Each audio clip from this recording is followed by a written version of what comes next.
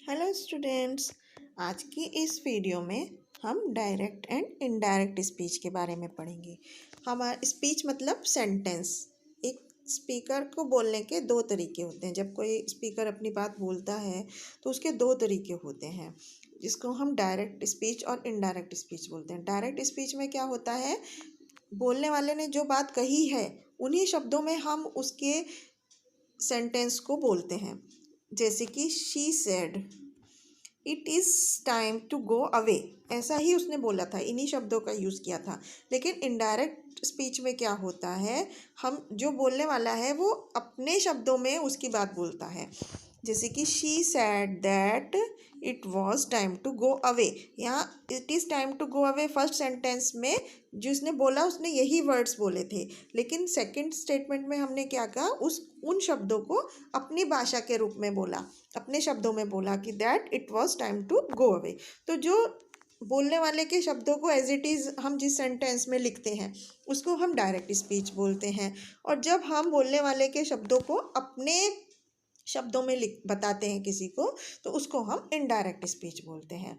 तो अब हम ये समझते हैं कि डायरेक्ट स्पीच में दो पार्ट होते हैं।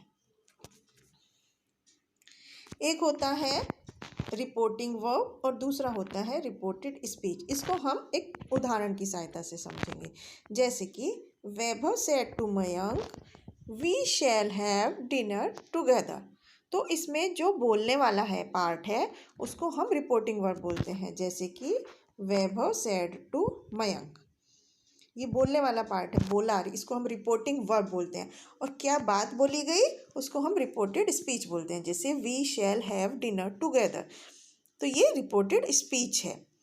तो इसको जो रिपोर्टिंग वर्ब हुआ, अब हमें समझ में आया, जो रिपोर्टिंग वर्ब होता है किसने किससे बात कही ये बताता है, और जो रिपोर्टेड स्पीच है उसमें क्या बात कही गई उसको एक स्टेटमेंट के जैसे बताते हैं, तो उसको हम रिपोर्टेड स्पीच बोलते हैं।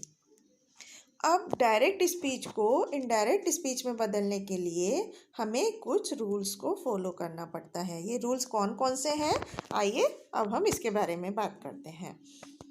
फर्स्ट रूल है कि हमें डायरेक्ट स्पीच के कॉमास और इन्वर्टेड कॉमा को हटा देना होता है और उसकी जगह पर एक कंजंक्शन वर्ड दैट का यूज़ करते हैं। जैसे कि हमने अभी ऊपर एग्जाम्पल में देखा कि वैभव सेड टू मयंक, उसके बाद कॉमा है और फिर इन्वर्टेड कॉमास है। तो हम जब इसको इनडायरेक्ट स्पीच में चेंज करेंगे तो ये कॉमा और इन्वर्टेड कॉमास को हटा देंगे और उसकी जगह पर दैट लगाएंगे। नेक्स्ट, जब हम इनडायरेक्ट स्पीच बनाते हैं तो हम सेज की जगह पे टेल्स लिखते हैं और सैड की जगह पे टोल्ड लिखते हैं। जैसे कि रिपोर्टिंग वर्ब में इस एग्जाम्पल में लिखा है वैभव सेड टू मयंक, तो अब हम जब इसकी इनडायरेक्ट स्पीच बनाएंगे तो हम उसमें सेड टू की जगह टोल्ड लिखेंगे। नेक्स्ट रूल क्या है कि जब हम फर्स्ट पर्सन, जो रिपोर्टेड स्पीच का फर्स्ट पर्सन है, उसको रिपोर्टिंग वर्ब के सब्जेक्ट के हिसाब से चेंज करते हैं। नेक्स्ट पॉइंट है कि second person word of reported speech. Reported speech कौन सी है, रिपोर्टेड स्पीच है जो स्टेटमेंट है अंदर का, उसका जो सेकंड पर्सन है उसको हम ऑब्जेक्ट, रिपोर्टिंग वर्ब के ऑब्जेक्ट के अकॉर्डिंग चेंज करते हैं। थर्ड पर्सन, जो रिपोर्टेड स्पीच में जो थर्ड पर्सन होता है उसको हम चेंज नहीं करते हैं।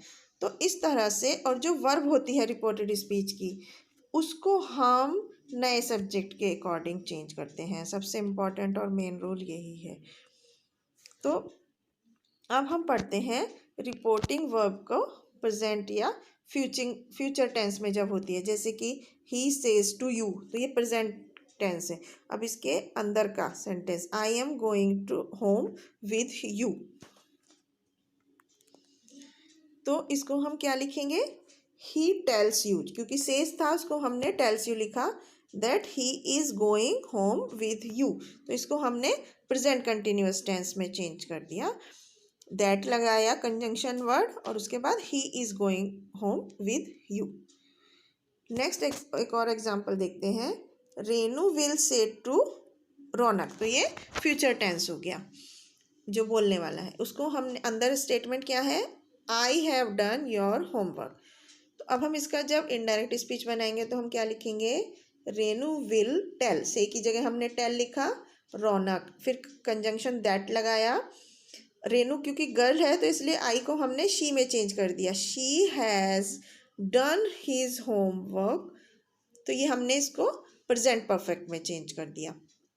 जो उसका सब्जेक्ट था उसको हमने रिपोर्टिंग वर्ब के सब्जेक्ट के हिसाब से चेंज कर दिया। तो अब रिपोर्टिंग वर्ब अगर पास्ट टेंस में, ये हमने पढ़ा कि जब रिपोर्टिंग वर्ब प्रेजेंट या फ्यूचर टेंस में होती है। अब हम पढ़ेंगे अगर रिपोर्टिंग वर्ब पास्ट टेंस में है, जैसे कि सेड टू लिखा है, तब हम किस तरह से चेंज करते हैं। तो इसमें सिंपल प्रेजेंट टेंस को हम सिंपल पास्ट में चेंज करते हैं। जब रिपोर्टेड स्पीच सिंपल प्रेजेंट में होती है तो उसको हम सिंपल पास्ट में करते हैं। प्रेजेंट इंडेफिनिट में होती है तो उसको पास्ट इंडेफिनिट टेंस में। प्रेजेंट कंटिन्यूअस में होती है तो उसको पास्ट कंटिन्यूअस टेंस में। प्रेजेंट परफेक्ट में होती है तो उसको पास्ट परफेक्ट टेंस में। और जब प्रेजेंट परफेक्ट कंटिन्यूअस में होती है तो उसको पास्ट परफेक्ट कंटिन्यूअस टेंस में चेंज करते हैं। तो इस तरह से हम जब रिपोर्टिंग वर्ब पास्ट टेंस में होता है तो अलग अलग टेंस को उसके पास्ट में चेंज कर देते हैं। जैसे कि पास्ट इंडेफिनिट को पास्ट परफेक्ट टेंस में, पास्ट कंटिन्यूअस को पास्ट परफेक्ट कंटिन्यूअस में, और पास्ट परफेक्ट अगर अंदर का टेंस है तो उसमें कोई चेंज नहीं करते हैं। पास्ट परफेक्ट कंटिन्यूअस है तो भी कोई चेंज नहीं करते हैं। विल या शैल को वुड और शुड में चेंज कर देते हैं। कैन को कुड में और मे को माइट में।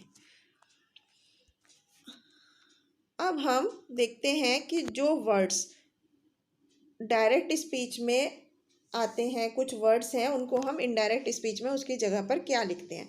जैसे एगो है, एगो मतलब पहले होता है। अगर डायरेक्ट स्पीच में एगो आया है वर्ड तो उसको हम बिफोर के जैसे लिखते हैं इनडायरेक्ट स्पीच में। हेयर को हम देयर लिखते हैं, जस्ट को देन लिखते हैं, नाउ को देन लिखते हैं, नेक्स्ट डे को फॉलोइंग वीक लिखते हैं, दिस या दीज को दैट या दोज लिखते हैं, दस को सो लिखते हैं।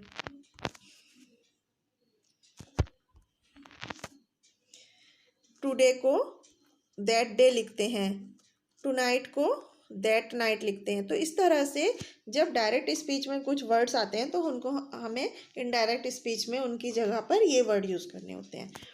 अब हम नेक्स्ट पढ़ते हैं फैक्ट्स एंड प्रोवर्ब के बारे में। जब हमारा रिपोर्टेड स्पीच में कोई फैक्ट्स होते हैं, फैक्ट्स मतलब ट्रूथ, जो सच्चाई होती है जिसको कोई चेंज नहीं कर सकता।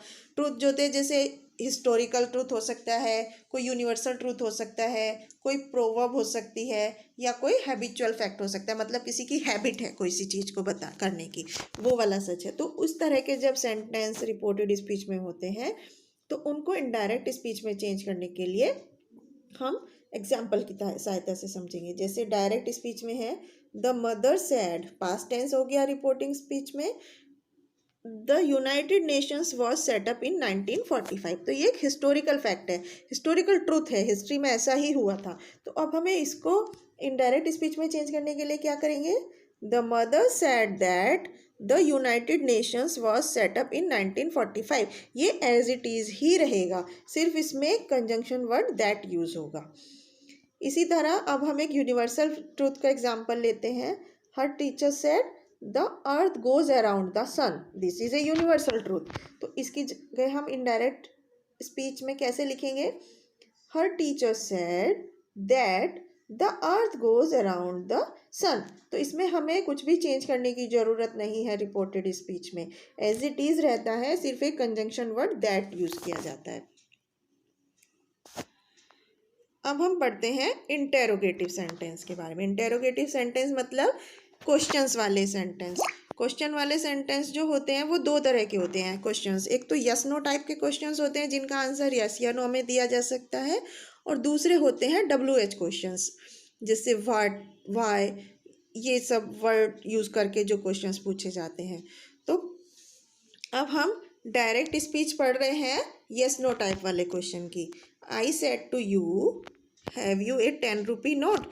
तो इसका इनडायरेक्ट स्पीच बनाने के लिए हमें क्या करना पड़ेगा, सबसे पहले तो सेड टू की जगह हमें आस्क्ड लगाना है, आई आस्क्ड यू, और फिर कंजंक्शन के जैसे क्या लगाना है, if you had a 10 rupee note. Have को हम हैड में चेंज कर देते हैं, प्रेजेंट परफेक्ट को पास्ट परफेक्ट में चेंज कर देते हैं, इसलिए हम हैड लगाएंगे। तो इस तरह से हम इंटेरोगेटिव सेंटेंस का डायरेक्ट स्पीच से इनडायरेक्ट स्पीच में कन्वर्ट करते हैं। अब हम एक एग्जांपल पढ़ते हैं WH टाइप क्वेश्चंस का। जैसे ही said to you when did you come here. तो अब हमें इसमें क्या, सेड टू की जगह आस्क्ड, कोई भी इंटेरोगेटिव सेंटेंस होगा तो हम उसमें आस्क्ड लिखेंगे। ही आस्क्ड यू, इसमें हम कोई कंजंक्शन नहीं लगाते हैं। When you had gone there, तो हम इसमें ये पास्ट टेंस को, पास्ट इंडेफिनिट टेंस को हम पास्ट परफेक्ट टेंस में चेंज करते हैं। तो पास्ट इंडेफिनिट था, व्हेन डिड यू था, अब हमने उसको पास्ट परफेक्ट में चेंज कर दिया, यू हैड गॉन। तो इस तरह से हम चेंज करते हैं इंटेरोगेटिव सेंटेंसेस को। अब नेक्स्ट आते हैं हमारे एक्सक्लेमेटरी सेंटेंस। सेंटेंस क्या होते हैं, दो टाइप्स के होते हैं।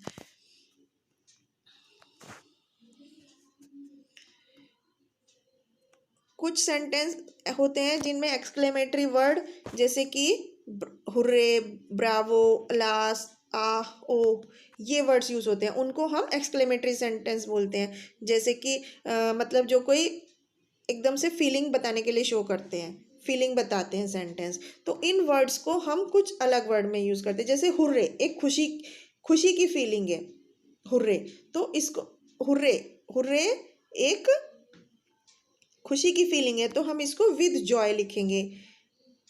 ब्रावो, आह एक दुख की फीलिंग है, तो इसको हम सोरोफुली लिखेंगे। इस तरह से अलग अलग वर्ड को हम किस तरह की वो फीलिंग बता रहा है उसमें चेंज करते हैं। जैसे ओह, ओह क्या है, एक सरप्राइज फीलिंग है, उसको हम सरप्राइज के जैसे लिखते हैं, विद सरप्राइज। तो अब हम इसको एक एग्जांपल की हेल्प से समझते हैं।